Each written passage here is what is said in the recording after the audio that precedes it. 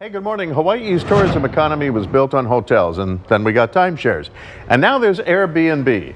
Kekoa McClellan joins us from CBRE, which this morning has put out a new report on this.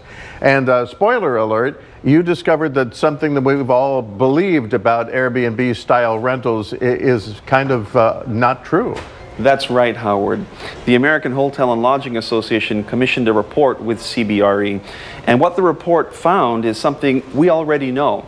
85% of all listings on Airbnb are whole home rentals. Now that means we're taking an entire home and putting that into Airbnb's rental pool. Now, are these just is it some guy out there like me who's decided that when he's on the mainland he'll rent his house out? That's a great question.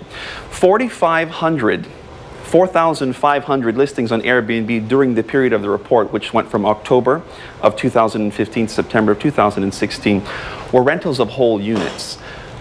2,500 of those were people with two or more homes on the platform. And 27% of those were people with, get this now, 20 or more homes that they were renting out.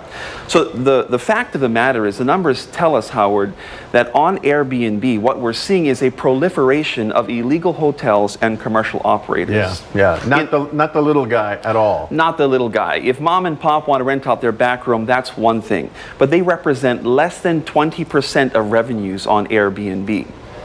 So this is concerning in a couple of ways. The effect on the community and the fact that there's tax revenue being left on the table.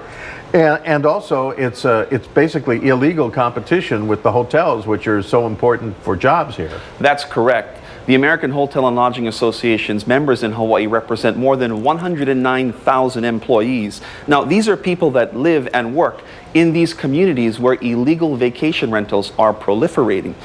Between the period of study, commercial operators' revenue on Airbnb increased by 227%. So what that's telling us, Howard, is this is not just something that's happening in the dark of night. This is something that's happening in our neighborhoods today. Now, in Honolulu, the focus of the report by CBRE for Hawaii, there are less than 900 permitted transient accommodations or vacation rentals.